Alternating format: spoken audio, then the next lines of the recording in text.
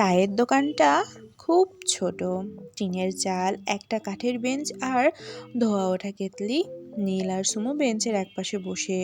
দোকানের ভেতর যে লোকটা চা বানাচ্ছিল তার হাত কাঁপছিল সামান্য, আর পাশে বসে থাকা মহিলা চুপচাপ কাপ ধুচ্ছিলেন। সুমুর বুকের ভেতর কেমন একটা টান লাগলো। এই নীরবতা সে চেনে। নীল সেটা বুঝলো।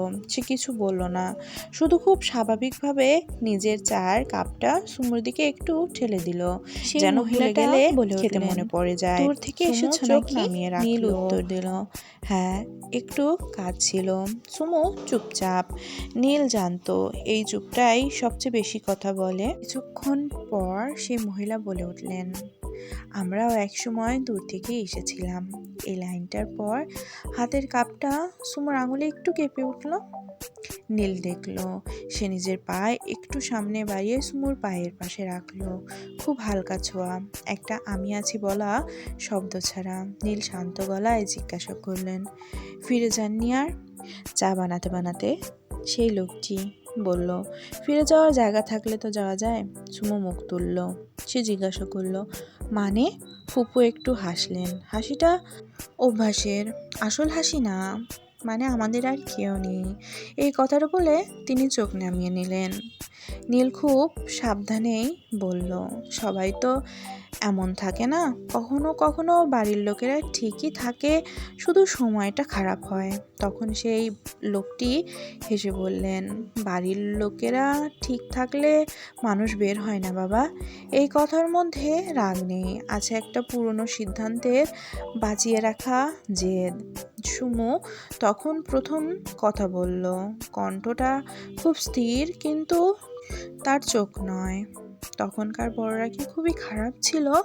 সেই মহিলা কাজ করতে করতে থেমে গেলেন। এই প্রশ্ন আজ পর্যন্ত কেউ করেননি।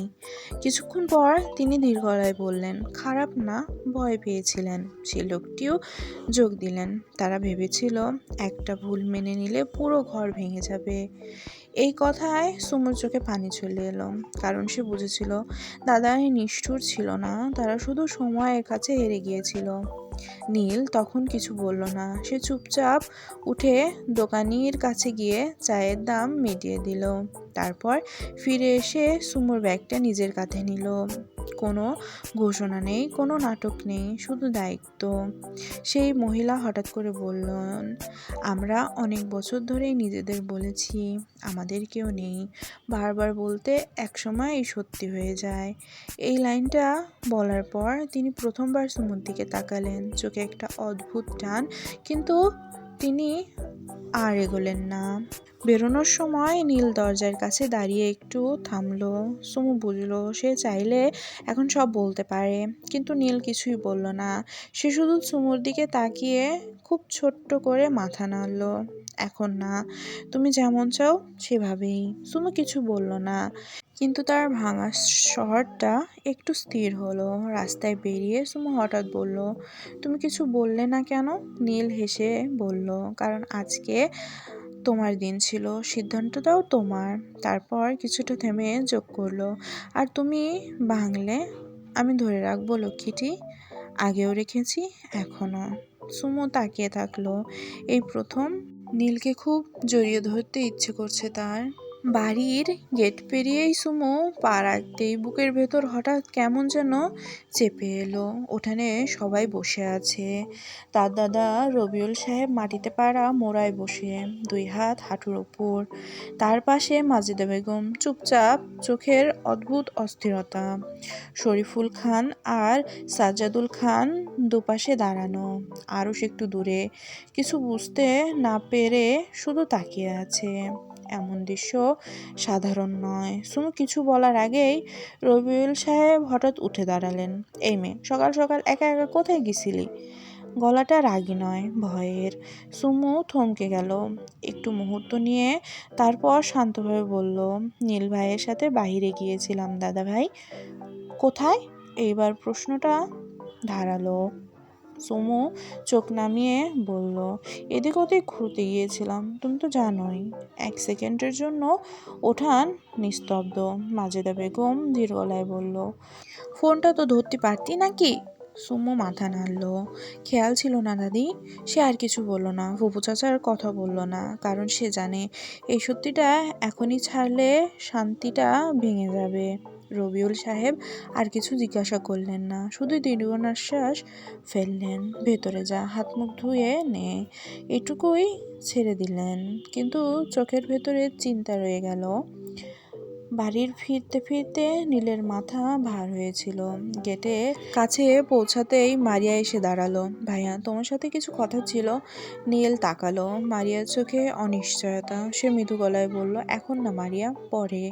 কোনো কঠিন কথা না, কোনো ব্যাখ্যাও না। মারিয়া কিছু বলতে গিয়েও থেমে গেল। নীল ভিতরে চলে গেল। নীল ঘরে ঢুকেই দরজা লাগালো না, জানলার পাশে বসে পড়ল। আজ সারাদিন সে যত কথা বলেনি তার চেয়ে বেশি ভেবেছে। কিছুক্ষণ পর দরজায় ঠোকা। নীল, ফুপুর গলা। আসো ফুপু।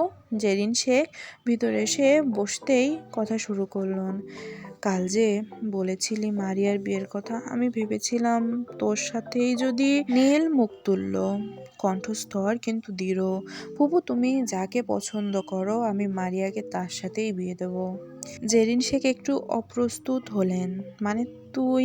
নীল আর অপেক্ষা করলো না। আমি ছোটবেলা থেকেই মারিয়াকে নিজের বোন হিসেবে দেখেছি, এর বাইরে কিছু ভাবার জায়গা আমার নেই।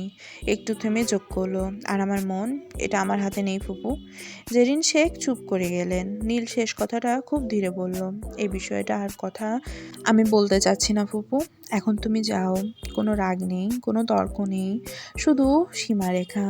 একই সময় সুমু নিজের ঘরে বসে জানলার বাইরে তাকিয়ে আছে। নীল নিজের ঘরে বসে জানলার বাইরে তাকিয়ে আছে। দুজনেই আজ কিছু বলা হয়নি, কিন্তু অনেক কিছু ঠিক হয়ে গেছে। আর কিছু সত্য কখনো চুপ করে থাকাই ভালো। সুমো খাটের পাশে বসে চুল শুকাচ্ছিল। মাথার ভেতরে এখনো চায়ের দোকানে অচেনা চোখ আর নীলের নিঃশব্দে পাশে থাকা সব ঘুরছিল। হঠাৎ দরজায় হালকা টোকা। সুমো, আরশ। আসো ভাইয়া। আরশ দরজা বন্ধ করে ভেতরে ঢুকলো। শহরের ধুলো এখনো তো জামাই লেগে আছে। এই মানুষটা গ্রামে আসা মানেই কিছু একটা হয়েছে। আরশ খাটের কোণে বসে পড়ল। কিছুক্ষণ চুপচাপ। সুমই আগে কথা বলল, ভাইয়া তুমি তো বলেছিলে কাজ শেষ করে তারপর গ্রামে আসবে, হঠাৎ করে এভাবে যে চলে আসলে? আরশ হালকা এসে বলল, হ্যাঁ, কাজটা এখনো শেষ হয়নি। তাহলে? আরশ একটু সামনে ঝুঁকে কোনোই হাঁটুতে রাখলো।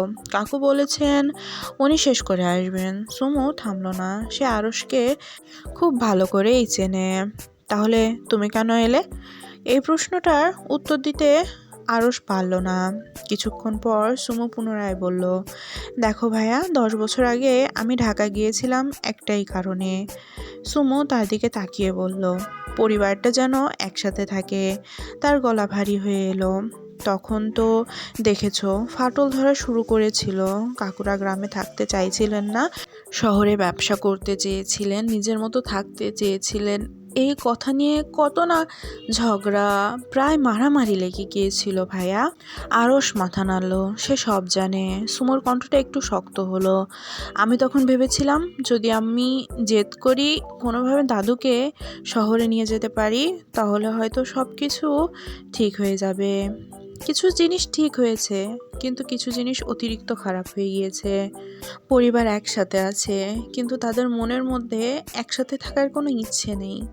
এই জন্যই তো আমি আবার জেদ করে গ্রামে ফেরত আসলাম, যাতে হয়তো গ্রামে থাকলে একে অপরের সাথে বেশি টাইম স্পেন্ড করলে তারা পুনরায় একসাথে থাকতে পারবে। শহরে তো চাকরি, পড়াশোনা, এই নিয়ে ওই নিয়ে সব সময় ব্যস্ত থাকতো। কোনো সময় একসাথে টাইম স্পেন্ড করারই সময় পেতাম না আমরা। আরশ মাথা নাড়ল। সুমোর দিকে তাকিয়ে বলল, তাহলে এখন কি? যদি গ্রামে আসার পরেও এটা পরিবর্তন না হয়, তাহলে কি করবি? সুমো মাথা নাড়ল। আমি জানি না ভাইয়া, আমি কি করব।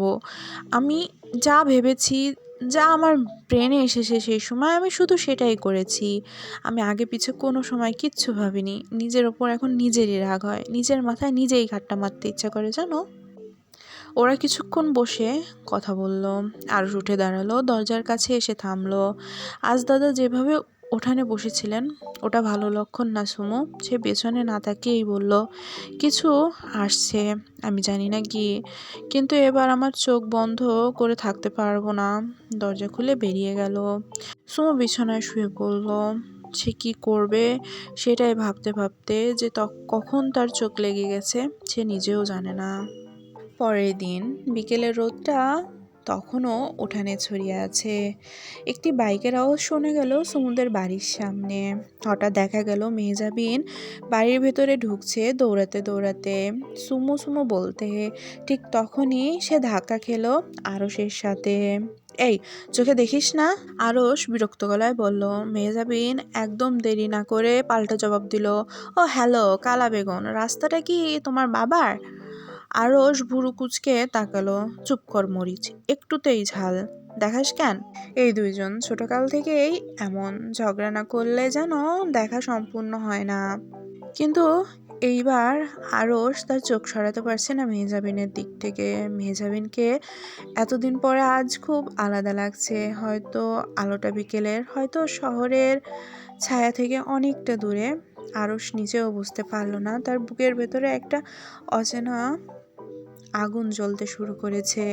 মেহজাবিন সেটা ঠিক পেল না। সে নাক সিটকে বলল, সরে দাঁড়াতো, আমার কাজ আছে। আরশ কিছু বলল না, শুধু পাশ কাটিয়ে গেল। কিন্তু চোখটা এখনো তার পিছু ছাড়েনি। অন্যদিকে নীলের চোখ বাড়ির ভেতর ঢোকার পর থেকেই শুধু খুঁজছে তার লক্ষ্মীটিকে। নীল, দাদাভাই এসেছো? রবিউল সাহেব উঠে দাঁড়ালেন। নীল হেসে বলল, জি দাদা, এসেছি। রবিউল সাহেব চোখে সন্তুষ্টি। এই ছেলেটাকে তিনি অনেক পছন্দ করেন, কারণ নীলের কথা কম বলে কিন্তু দায়িত্ব তার বেশি।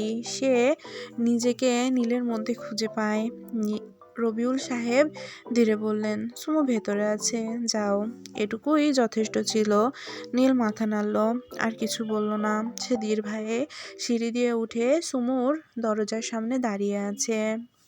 বাড়ির বড়রা সবাই জানে নীল আর সুমুর ব্যাপারটা, নতুন কিছু না তাদের জেদ অভিমান। কিন্তু তারা অবাক হয় কিভাবে এত কাছাকাছি থাকা দুটো মানুষ গত 10 বছর ধরে একে অপর থেকে এত দূরে আছে।